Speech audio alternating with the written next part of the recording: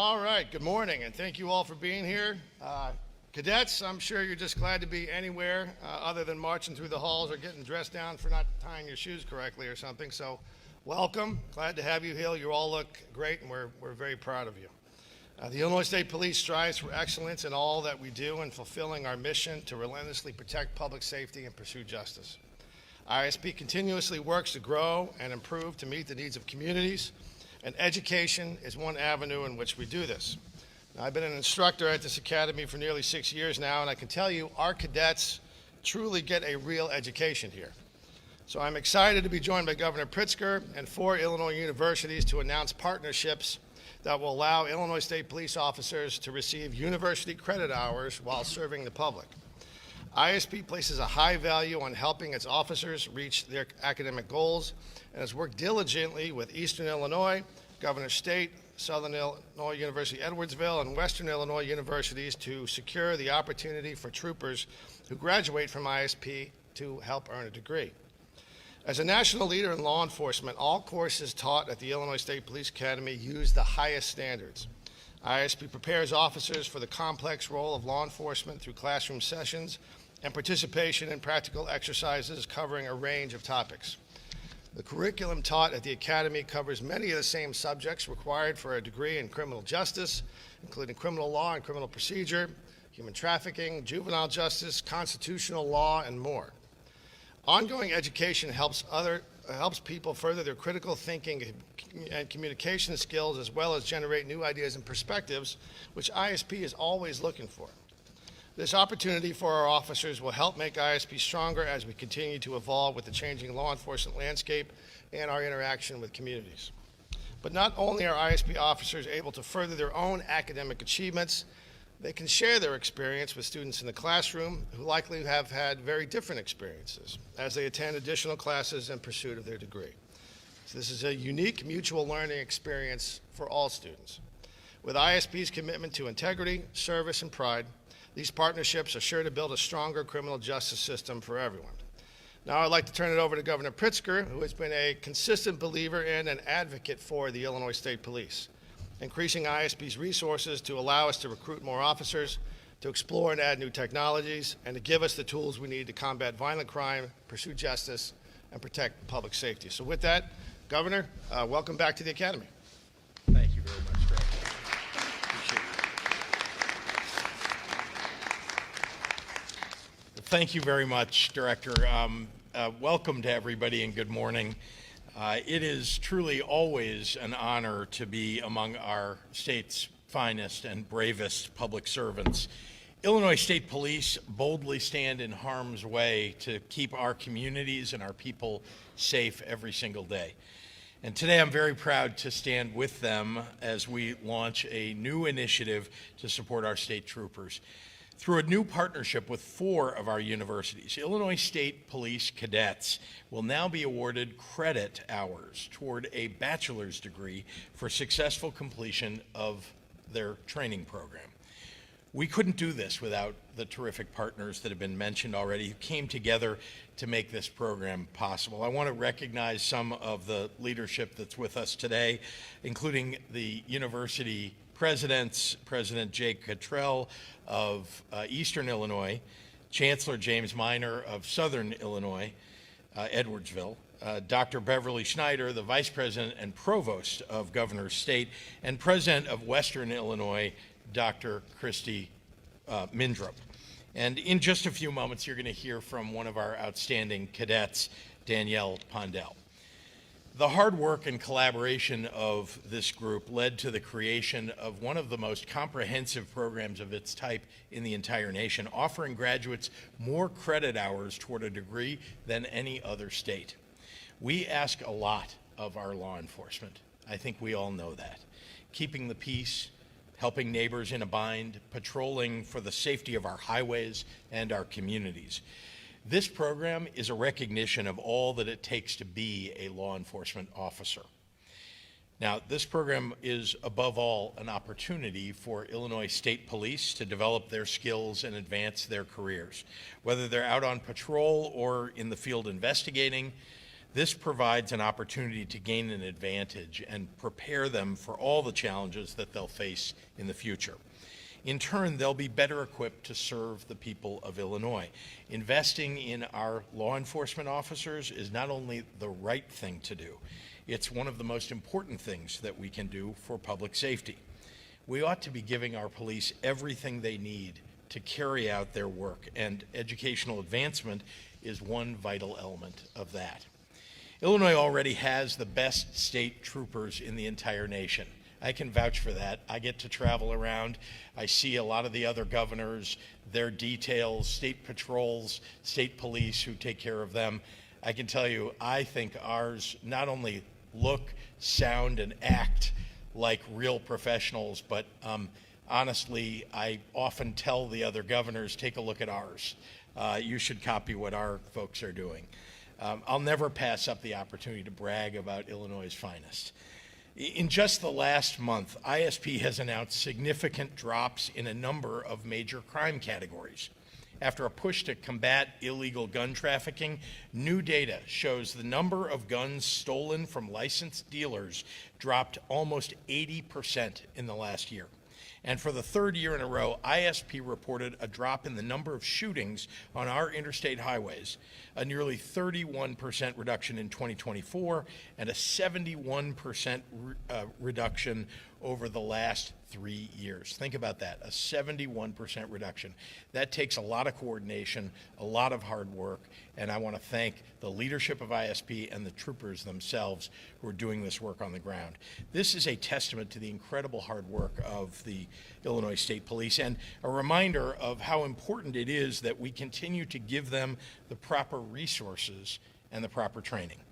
With this program, we'll reward those who take the sacred oath to serve and protect, to build a stronger police force and give back to the bravest who have already given so much. So thank you all for joining us today. And with that, I get to hand this podium over to an important partner in this endeavor, Eastern Illinois University President Jay Cottrell.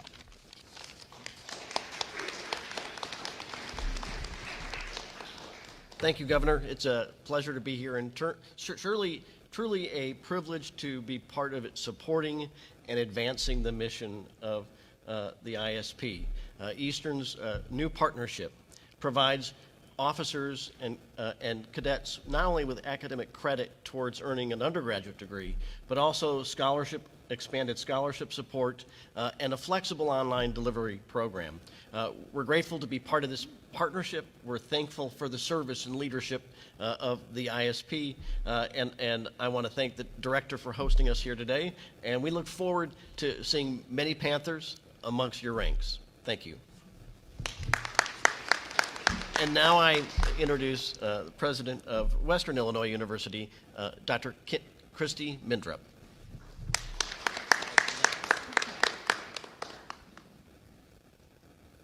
Good morning, and thank you, Governor Pritzker and Director Kelly and my fellow higher education leaders for the opportunity to speak today.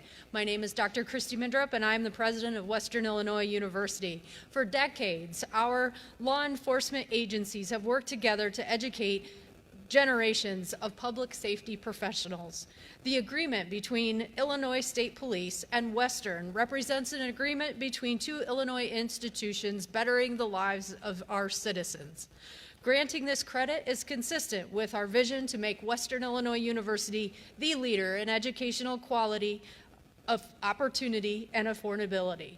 We recognize that learning is not contained to the classroom, but also comes from real-world experiences. WIU is a nationally recognized leader in the delivery of public safety educational programs. As such, Western is well positioned to enhance the educational levels of the Bachelor of Science degree. WIU will grant interested Illinois State Police officers the ability to receive academic credit through the Law Enforcement and Justice Administration program. This credit is not only available for their professional field experience as ISP officers, but also for their attendance at the Police Academy. At Western Illinois University, we are particularly proud of our practitioner-based model for law enforcement and justice administration. We strongly believe that this model is a key to our success and national standing as a major reason why we have many alumni working for the Illinois State Police and other law enforcement agencies throughout the state of Illinois and our nation. I'm happy to join our fellow institutions of higher education here today as we provide yet another pathway to quality and affordable education. Thank you.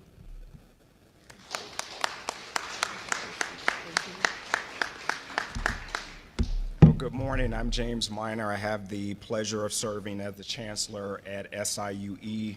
I'm certainly excited this morning that SIUE has an opportunity to once again partner with the Illinois State Police and build upon what is already for SIUE a thriving relationship.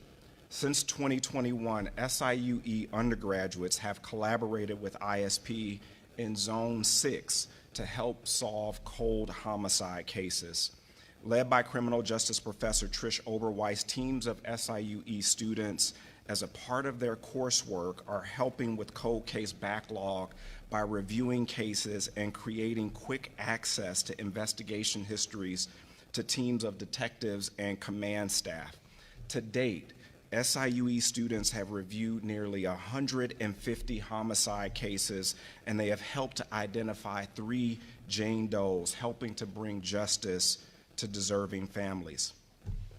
I'm also compelled to tell you that in 2022, SIUE and ISP worked together to develop a plan for a new master's degree program in forensic science to do 2 things. 1, to respond to the current shortage of forensic science professionals, and 2, to help meet the expected growth in this job market, 13.6% over the next decade, according to the Bureau of Labor Statistics. This master's degree program is currently being delivered at the Southwestern Illinois Justice and Workforce Development Campus in Belleville, Illinois, and it is the only forensic science program in Southern Illinois and the only master's level program outside of Chicago. But that's not why we're here. What brings us here today is the exciting pathway program that you heard the governor speak about. The program represents, as I stated, a continuation of our partnership with ISP by providing degree pathways for smart and deserving cadets, giving them an opportunity to advance their careers. These students will have the opportunity to complete their degree online or in person while receiving credit for military service, prior coursework, and of course, Cadet Academy training. I want to say thank you also to the Illinois Board of Higher Education for their foundational work in creating these pathways. I want to thank members of the SIUE team who are here today who made this partnership possible. And I also want to thank the Illinois State Police for their leadership and vision to ask for this kind of partnership with Illinois public universities. I want to conclude my remarks by offering just one example of how this program is already working for students. Jacob Harris, an SIUE student who is from Springfield, is currently majoring in criminal justice studies with a minor in political science. Jacob had been working on his degree at SIUE when he was accepted to the Illinois Police Academy.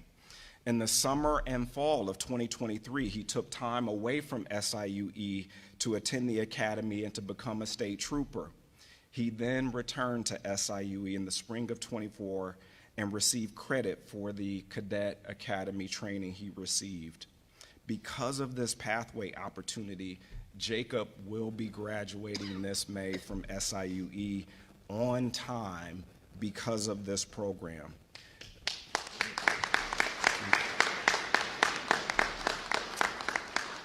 Jacob's story is just one example of how Illinois public institutions are responding to the needs of our partners across the state and responding to students by meeting them where they are and helping them find new and creative ways to get across the commencement stage. Thank you very much. I now want to bring to the podium my colleague, Dr. Beverly Schneller, Vice President and Provost at Governor State University.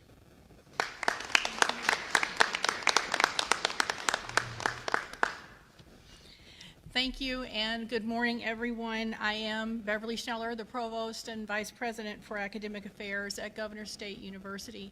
Like my colleagues, I'm very pleased to be here today with our delegation from Governor State to join in the celebration of the expansion of these educational opportunities for our Illinois State Police.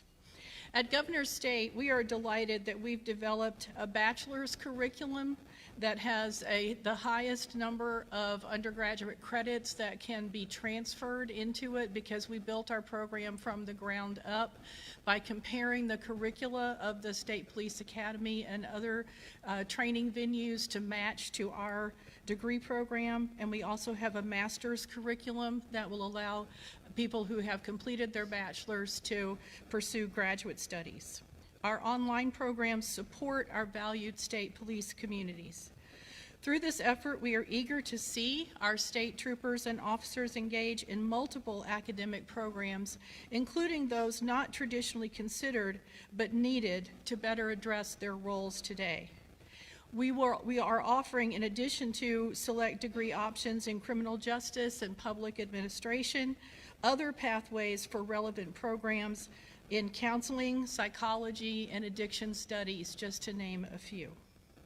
As our troopers join our university, we are excited to increase the numbers of those who will earn college degrees and help move the needle on undergraduate degree completers beyond the national average of 30%, and increase the number of troopers with graduate degrees beyond a very small 5%.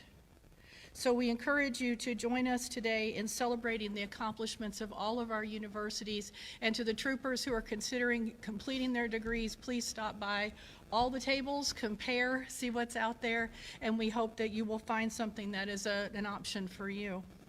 In the green room this morning, while we were waiting, we had the opportunity to meet the colleague I'm about to introduce, Cadet Danielle Pondell.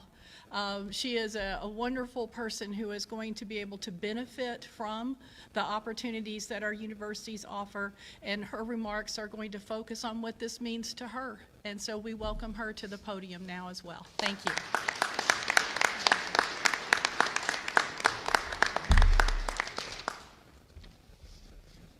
Thank you. I'm happy to be here today. My name is Cadet Danielle Pondell. I joined the Illinois State Police to further my passion for service. At the age of 18, I joined the United States Army Reserves as a military police officer. From there, I worked with special needs students at a high school in Grays Lake. Currently, I am a cadet in training at the Illinois State Police Academy. Although it has been just a few weeks since attending the Illinois State Police Academy, I have come to the realization that the department needs a variety of differing educational backgrounds. From law to medical and everywhere in between, there is not a degree that would not have a place here at the Illinois State Police. The program would aid me greatly financially, as well as to help me fulfill my dream of working in the Division of Investigation at the Illinois State Police. I was excited to discover that the Illinois State Police offers educational benefits. One key aspect of the program is it offers a flexible schedule that is conducive to a work-life balance. I'm eager to take advantage of this opportunity and to earn college credits while working for the Illinois State Police. Thank you. I will now turn the podium back to Director Kelly.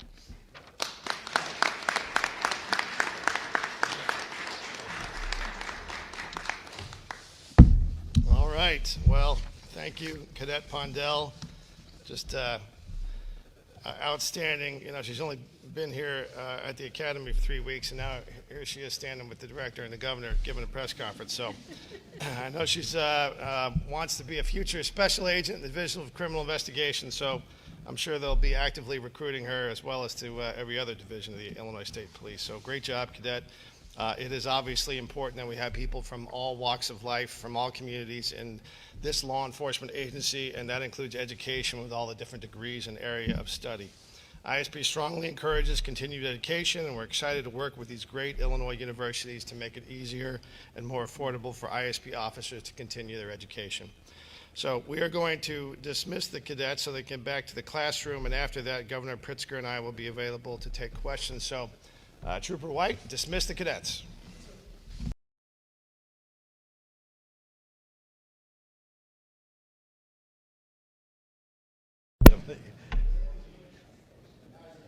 Ready to go? Yeah. Jeremy.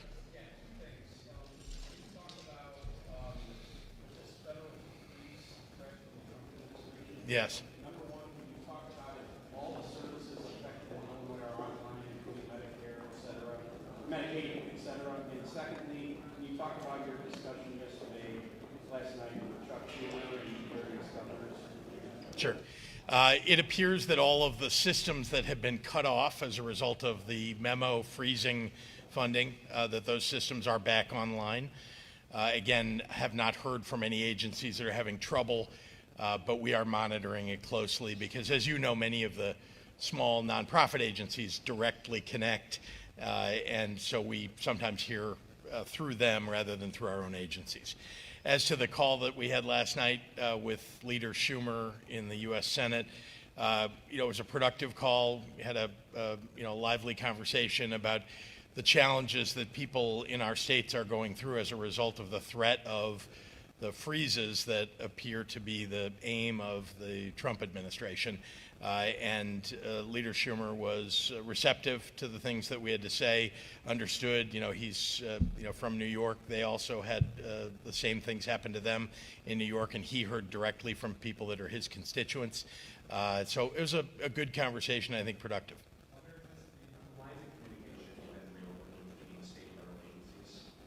Yeah, I haven't heard of a failure to communicate between the two, after that day when, there was so much of a challenge, and we had some of our people rejected from having conversations with their counterparts at the federal level. So I haven't checked in to see if those conversations have reopened, but my sense is, I haven't heard anything new, that things have calmed down quite a lot.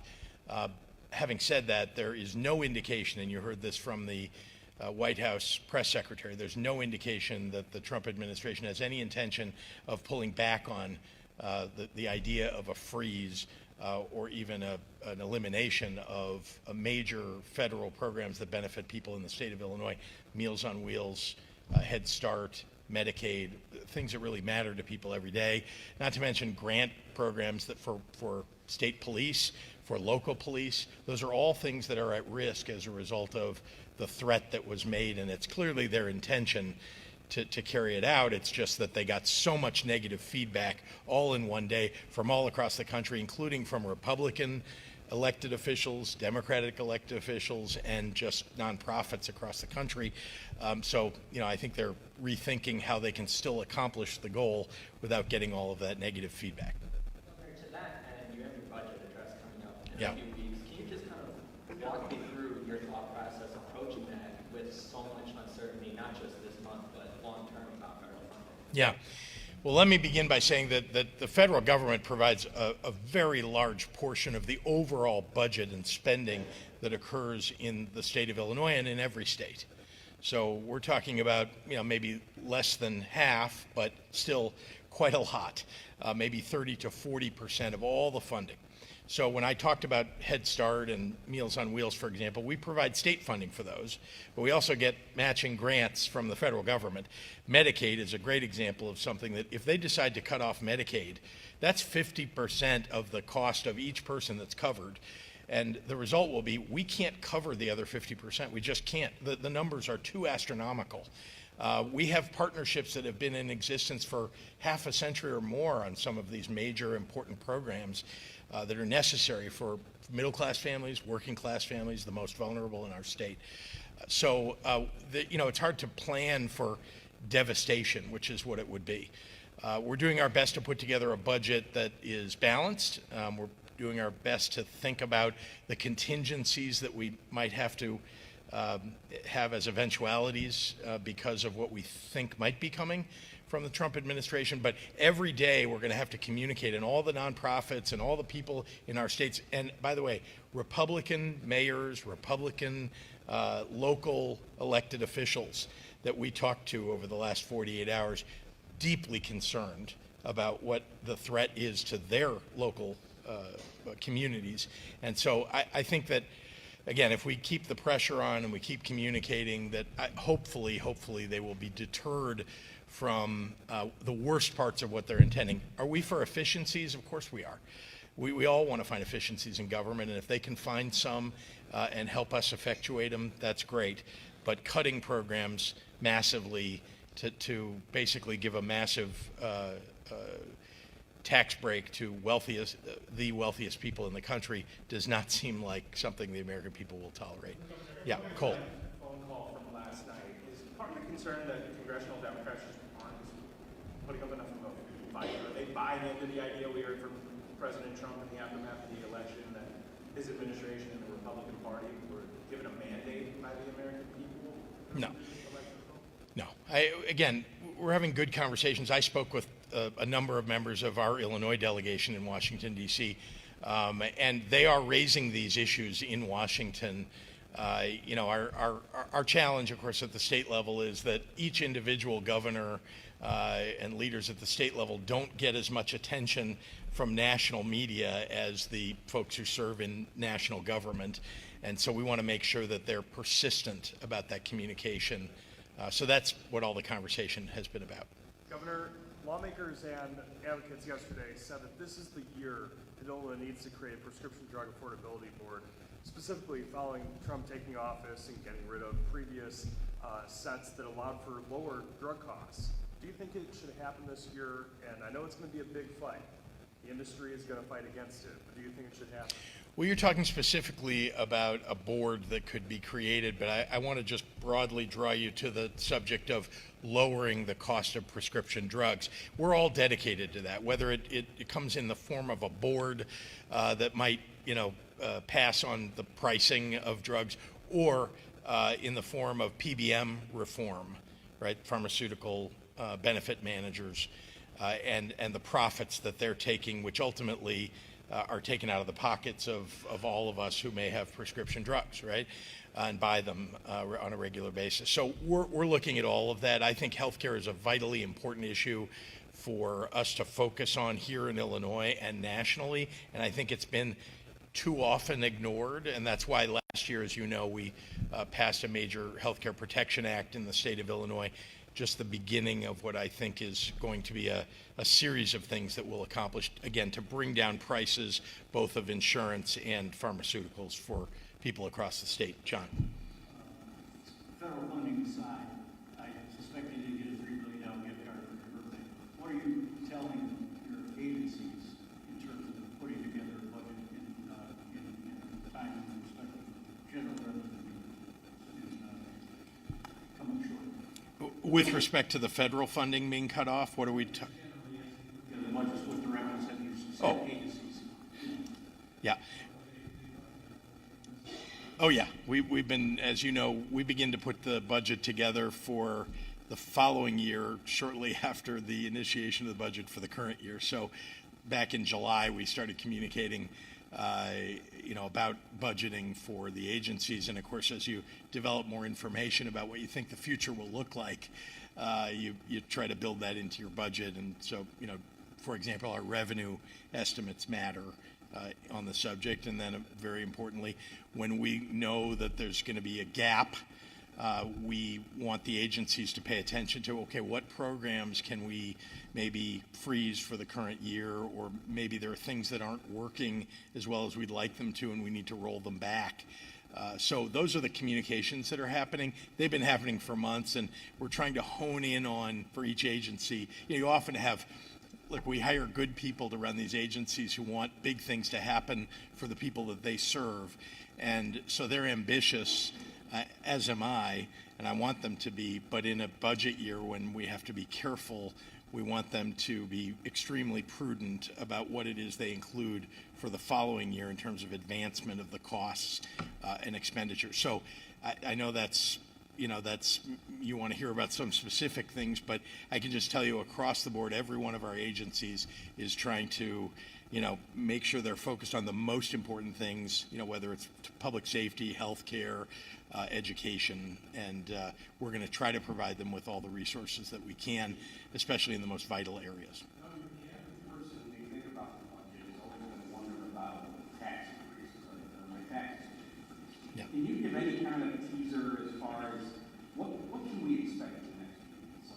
Like by way of revenue taxes, are there going to be tax increases? Can you say anything about budget cuts? Anything of that sort that we can expect, or is it still? It's very important that we live within our means in this state and that we not resort to tax increases as a way to, to balance the budget, right? And so that's what the communication we've had with our agencies and looking at all the priorities that we need to take care of.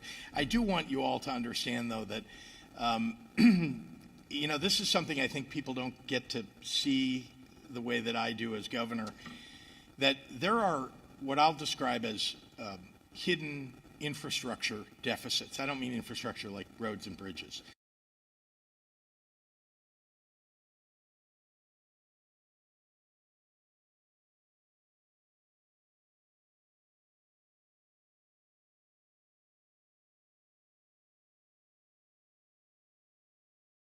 Every year, and if you don't put enough money in, what happens year after year after year is they deteriorate to a point where you end up owing essentially hundreds of millions of dollars just to bring something up to code or bringing it up to livability standards. I think universities that are here understand that probably as much as anybody. You've got a lot of buildings and a lot of people to serve in those buildings, and that's just an example of buildings. But when you fail to invest over many years, it builds up, and then all of a sudden you've got a crisis. And so we're trying to get ourselves out of those crises and take care of those underlying deficits that often don't get paid attention to.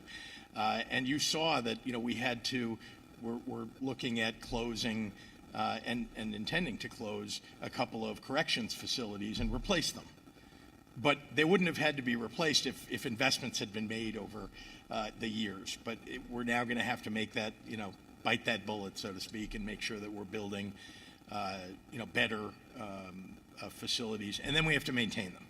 So those are the kinds of things that we're focused on, that underlie all the things that you see at the top level. And it's challenging every year because of the failures of decades in Illinois, where essentially, well, we don't need to invest in this. We'll just put that money into this program over here that we like today. So we're being very careful. You're going to see a balanced budget. I don't introduce budgets that aren't balanced. And I expect that, the only time that anybody should ever look at revenue is as a last resort, when you really can't do what you need to do and live within your means.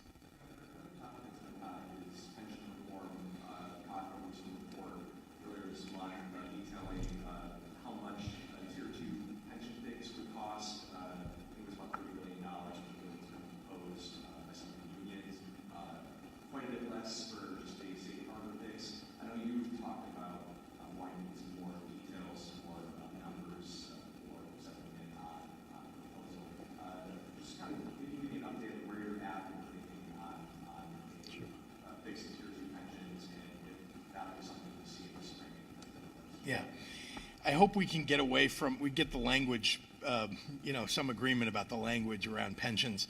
The Tier 2 pension fix is a safe harbor that exists within the federal pension law that allows us not to pay Social Security, but to make sure that we do pay pensions that at least meet the Social Security safe harbor minimum. And that, to me, is the fix that's required.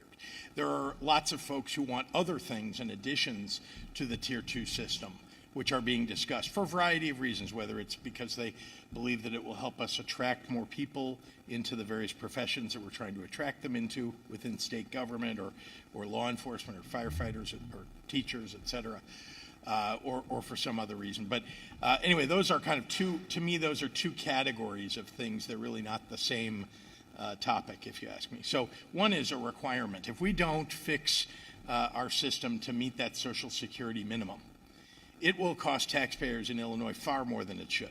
because we could end up getting sued and penalized and having to put back Social Security level funding into the pension system. That's not a good idea. We're not going to do. I mean, I'm telling you, we need the legislature to focus on getting that done. Number one. As to all of the other requests, and that's the $30 billion estimate that was made, that's included in, together. Those are things that, one thing I will not do is sign a pension reform that is credit negative for the state of Illinois. We have worked so hard over the last 6 years to get 9 credit upgrades, and I believe we have others that are coming to us because of being prudent. And if we balance the budget again this year, I believe people will finally see that Illinois can govern itself. I heard that when I went to New York, my first year in office, in fact, my first month in office. I met with the credit rating agencies, I met with the bond investors, and I heard this thing I never heard anybody, it's like the most insulting thing you could get as a state, which is, we don't think Illinois knows how to govern itself. And can you imagine? And so, and I said, wait, well, I just took over. So could you give us the benefit of the doubt? And the answer was essentially no. We've seen you, mishandle budgets in Illinois, not me, but, previous administrations. And so we need to see some consistency. We need you to balance the budget. We need you to make progress, et cetera. And I said, we're going to do that. And I told them how we do it. And guess what? We've done it. And that's why we're getting credit upgrades. And we want to stay on that path. So that, to me, is the most important thing. We can't have, whatever it is that we do on the pension system has to be within the context of making sure that we're improving our credit. And if you think credit ratings don't matter, let me tell you, hundreds of millions of dollars get spent in interest payments if we don't get that right. And if we do get it right, savings of hundreds of millions of dollars, either in the potential for tax cuts or spending on the things that we really need to invest in the state. I'm sure you woke up Mike. this morning like so many other Americans, seeing the horrific news out of D.C. Yes. with the plane crash. Obviously, we're still learning info, and this investigation will take some time. But tell us your initial thoughts on the tragedy that happened there overnight. Look, I just want to express my condolences to the families, to the friends of people that were lost. We have not only military personnel, but also I know there were 64 people on the regional jet that went down, and an ice skating team from Kansas, and that it hits me in my heart when I think about the families who got calls last night and this morning about a tragedy that just shouldn't have happened. But there's going to be investigations, and it was an accident, but it's a terrible accident, and I wish that it wouldn't happen to anybody ever again. Yeah, thank you.